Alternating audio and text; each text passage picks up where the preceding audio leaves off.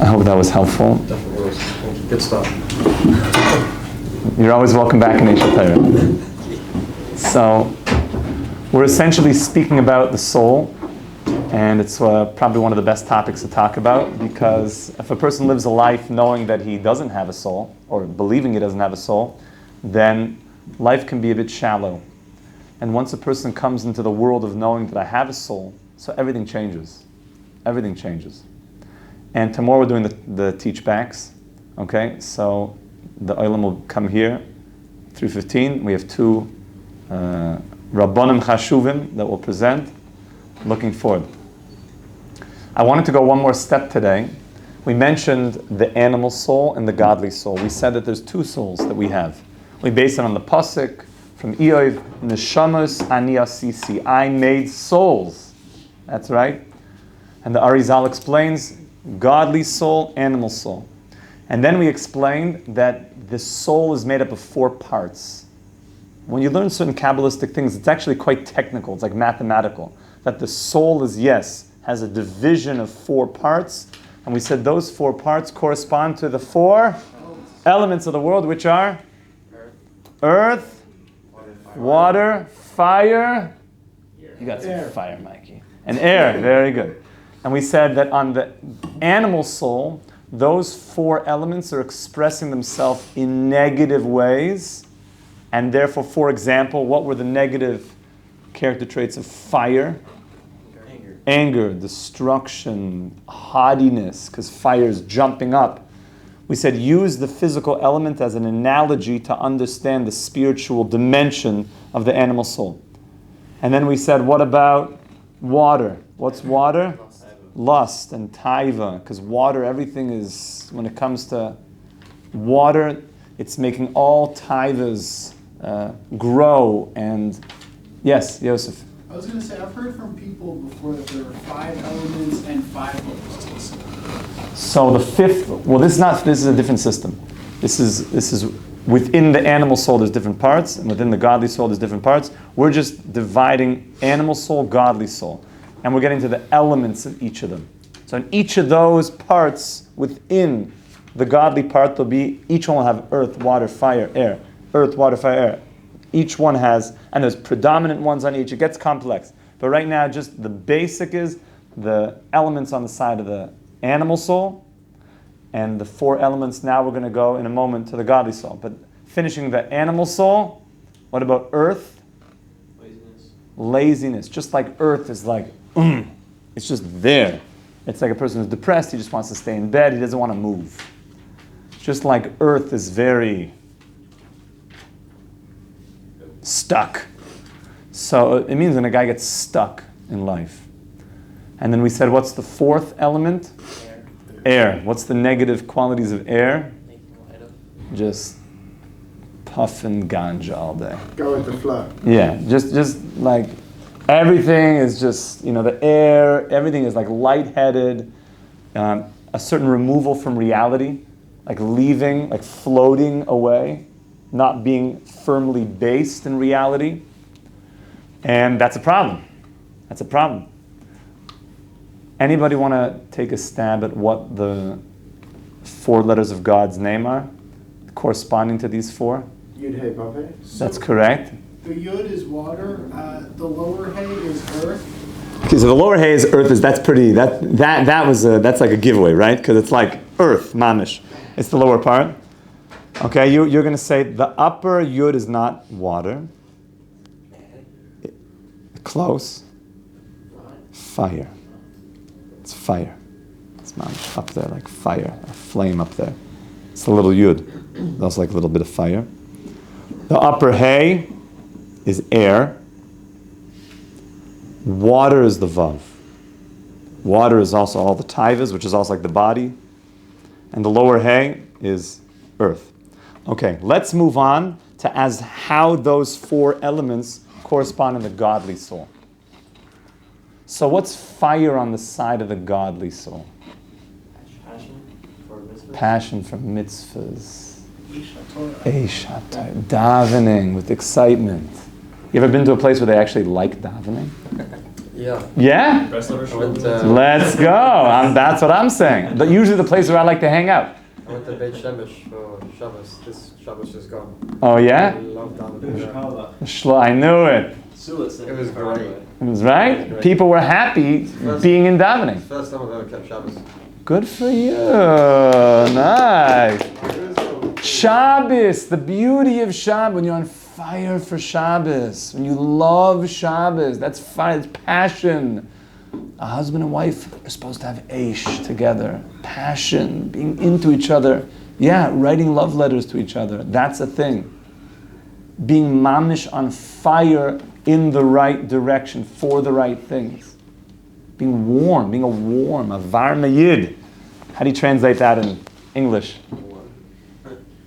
A var mayid. There's not a certain Yiddish word. It's just what it is. It's a var mayid. That you're warm. You have like you're attractive. The energy is so positive. It's a very, very important thing. So on the side of the godly soul, those elements should be present. So if it gets hijacked, it means passion for the wrong things or anger, God forbid. But if you are operating from your godly soul, it means you're taking fire and you're channeling it, you're directing it in holy things, positive things. Let's go on to the next one. Let's go down from the hey law. Air. So what's air on the side of holiness? The water takes you to good places, like you're flowing into good places. So what about first we'll go to water, then what about air? What about ruach? Ruach. Yeah. If air on the side of negativity is a person floating away, air on the side of positivity is that you should be a bit, high. You should be a bit lifted. You know what I'm saying? All of Kabbalah is like, you got to be a bit more sublime. You need to be a bit more up there. Creativity, artwork. Somebody who's like, inspiration.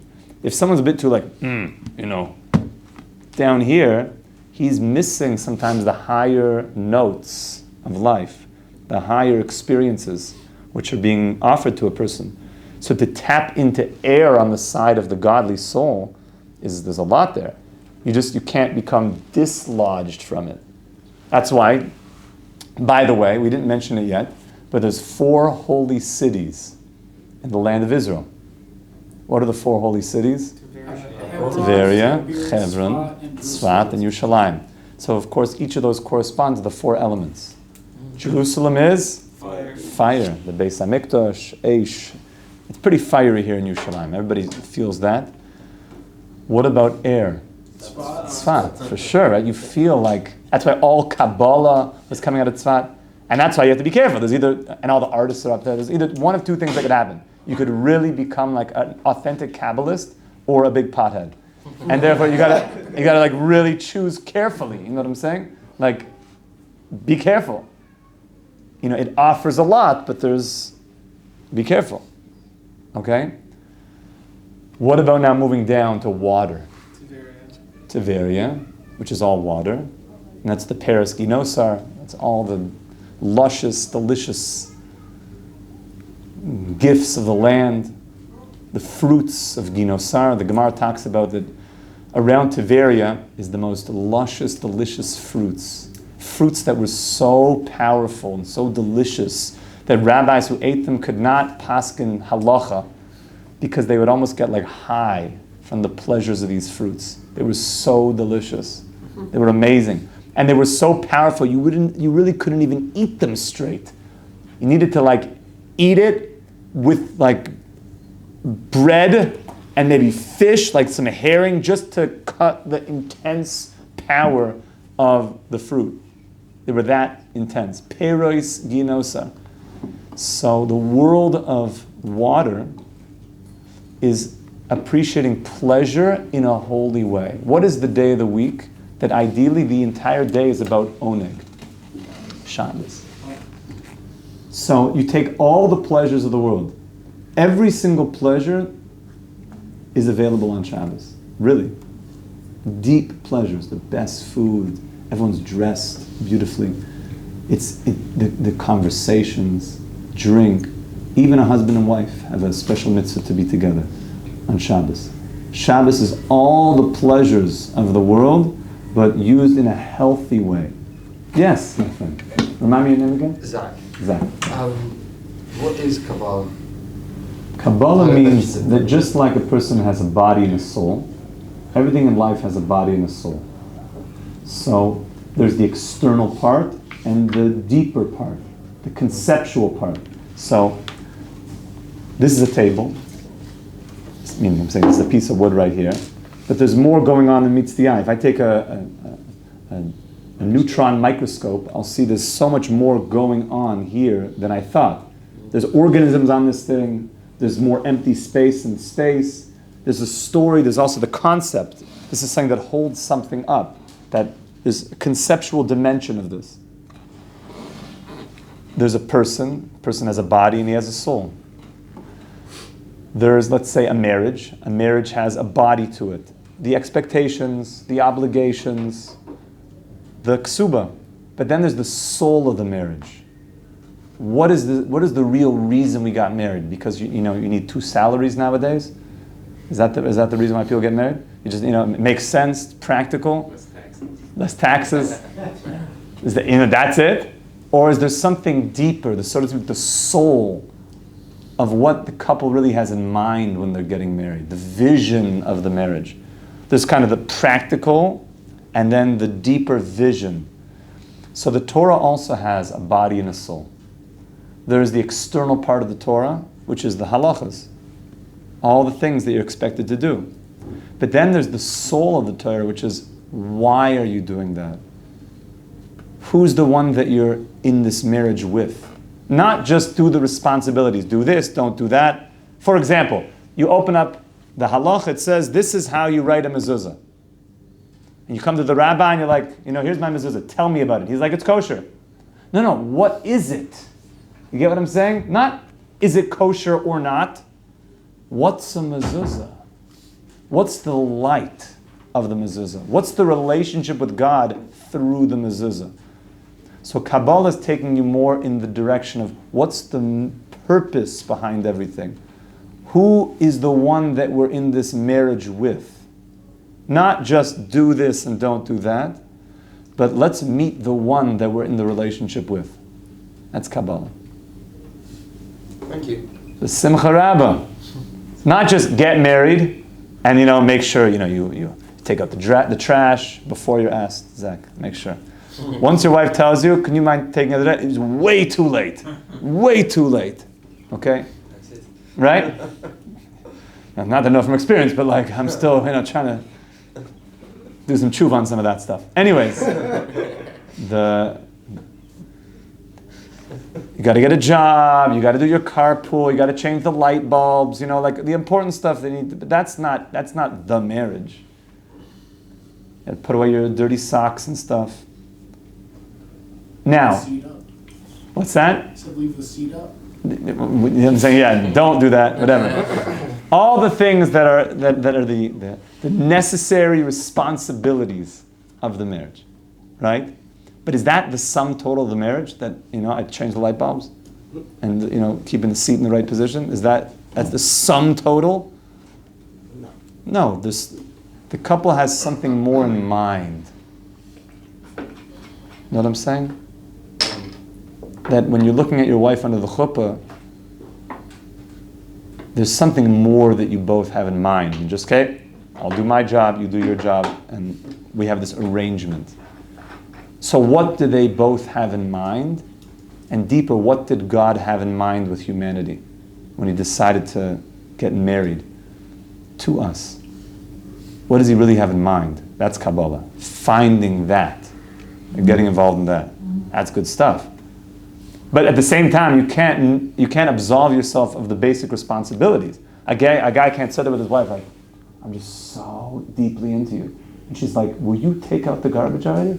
She's like, no, you don't understand. I love you. It's like, this garbage stinks. It'd be a lot easier to appreciate this moment if the garbage didn't stink so much? So there's responsibilities that have to be present. That's why a person can't say, I love Kabbalah, but halacha, like, whatever. You can't say that I want the Kabbalah with no halacha. It doesn't work that way. It's classic, right? Like, just give me the Kabbalah. He's like looking at his wife, like, you know what? This is the way, I always thought about it this way. It's like a guy going to his wife and he's like, I'm so into you, like, you want to do LSD together? And she's like, you don't even take out the garbage. Like, I don't know, like, you're scaring me. No, you don't understand. Like, we'll know each other. Something is like off. So it's the same thing. I'm sorry to say that a person's like, I want to know God. Like, let me know you, God. Forget about like halacha and whatever. Listen to yourself. Hashem's like, I want to bring you into my world, but there's certain, basic steps along the way that will get you there. So moving now from water, what's the last part of the godly soul expressing itself? Earth. What would be a godly expression of earth? Discipline, consistency. Exactly. Discipline, consistency, solidness. The Jews are called a stiff-necked people. For good or for bad. Why for bad? Because when you're stiff-necked, you can kind of hold the course in something. If you're doing the wrong thing, it's sometimes hard to change. Stubborn even to each other. That's right. Detriment. But if you're stiff-necked for something positive, God is one. And Avram Avinu, the whole world is telling him, stop with your God is one. Just come back to the pagan way. So Avram was very, very stubborn. You need to be stubborn when the whole world is speaking against you. Telling you, oh, what are those strings? Yosef, come on, to a cosmic dental floss. Oh, you got strings? Oh, funny strings. Like, I know what I'm doing. That's what I'm saying, Mikey. You got to be pretty, right? You got to be solid. Zach's like, what? Cosmic dental? You got to be solid. So that's solidness on the godly soul. That's the world of the earth, of Afar, being solid. Okay, this is now, we've built up the story of godly soul, animal soul. Very important. This will be our last takeaway. Why is it so important to know that we have these two souls, two systems of souls, as opposed to I have one soul and like sometimes I go back and forth.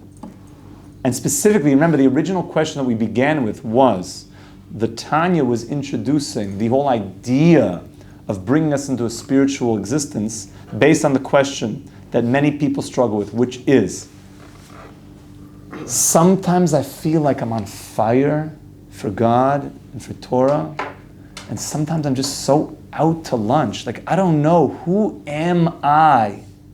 I'm confused with my identity. Who is the I? When I say I am, who is talking here? Because the I sometimes is really into doing the right thing, and the I sometimes is really into not the right thing. So who's the I? Am I mixed up? Okay, that was the original question, and then we started to explain the system. By the way, so much of Hasidic thought is asking a very important question that affects people's lives, then giving a very comprehensive explanation based on a Kabbalistic picture of the universe. And then after you do that, the questions start answering themselves. That's a lot of how Chassidus works. So based on this explanation, the question starts to answer itself. If I only had one soul, then you know what I might feel? I am sometimes good and I am sometimes contaminated. And therefore, I'm not really actually that good. And therefore, when I look at myself in the mirror, after a long night of whatever, and I don't really respect myself, and I look and I see that there's that one part of me, the only part of me, that's not so good, I look at myself in the mirror, and I mean my inner self, and I say, you are lowly. Now imagine how damaging that is for yourself, identifying that way. And I'll tell you why it's damaging, because it's not true. becomes the Hasidic model of the world, there's two souls. Your godly soul only wants good things. Only. And that's the real you. You also have an animal soul that was put into us from the snake. We'll have to go back into the Garden of Eden next week to go into what happened along the way. That snake is not the real you. It just hijacked you. It hijacked your personality and is convincing you that that's who you are. But it's a totally different entity. And therefore, when you were pulled by your animal soul, because you were driving by late at night, long highway road, and all you saw was the golden arches, you felt the rumble in the belly, like, ooh, $1.99, whatever they cost nowadays. Is that much inflation? $10 at Mickey D's? No way. Oh my goodness. Last time I checked. Mamish. A while ago. In the UK, it's very expensive now for a Mackey's. Like Inflation is real, boys. Hashtag that one. Okay? The menu, now it's like everything on the 99p menu is now at least £2 something. Bitcoin. Bitcoin.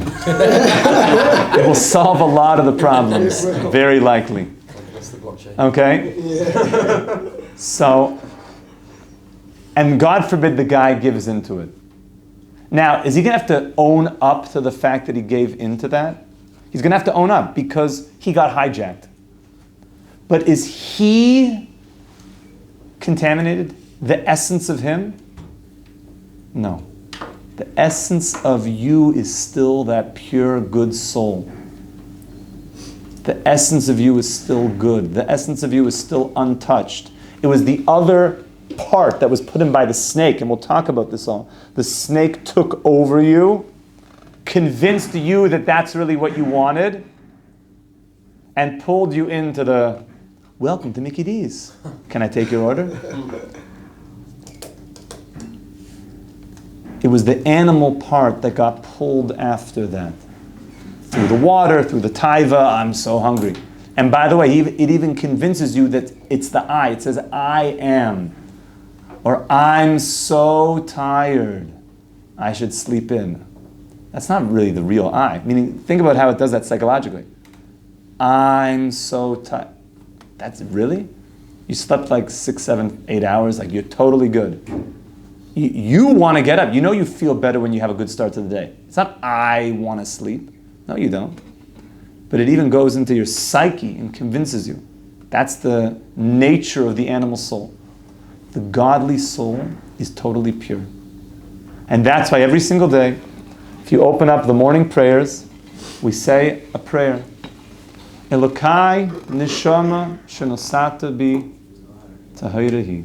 God, the soul you placed inside of me is pure. It's pure. Now, I would have thought that, anybody ever had these books growing up called Choose Your Own Adventure? You had that? Oh, yeah. I'm not outdating myself? Yeah. Like literally, like, if you want to go into the cauldron, go to page 20. And if you want to go jump off the cliff, do that. Okay. Turn to another page. Yeah. Have a different ending. Exactly. On Choose Your Own Adventure. Yeah. So I would have thought that the Jewish people should have 2 prayer books. Okay? When you get to page 1, it says the following. If you went to bed at a reasonable time last night and learned Torah all day yesterday, wake up and say the following. God, my soul is pure. But if you went to Ben Yehuda and then you went to this other place and then that all happened, turn to page 14 which says, God, the soul you placed inside of me has been contaminated. Okay, let's try to fix that somehow. But in fact, it's not. There's only one option. There's one option. And it's exactly what we're saying, is that the soul inside is pure. The Chedush Arim shows this from the following, that when we say in the end of the first bracha of Shemona Esrei, how does the first bracha end? Baruch Ato Hashem Mogein Avraham. The shield of Avram. What is the shield of Avram? Is that God, you put a shield around the godly soul. That's the shield of Avram. There's a shield around my godly soul that it cannot be contaminated, can never be made impure. No matter what happens, it's always pure, it's always good. Now imagine how you can get yourself up. And I'll leave you with one more thought. The Chedush Arim famously says that we have a question when it comes to Hanukkah. Everybody knows the Hanukkah story, that we came into the Beis HaMikdash and we saw that the Greeks, that they were timu kol hashmanim, that they made impure all the oils.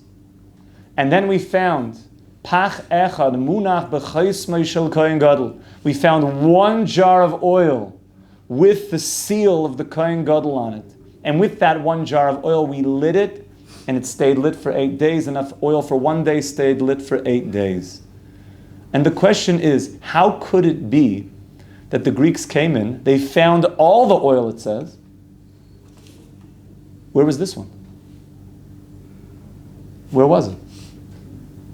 Was it? It says that they made impure all the oils. So Did Hashem create a new oil, or did He just hide it from the Greek side? Or it says the Chidush Erim. It says they made impure all the oils. So he says, where was this oil?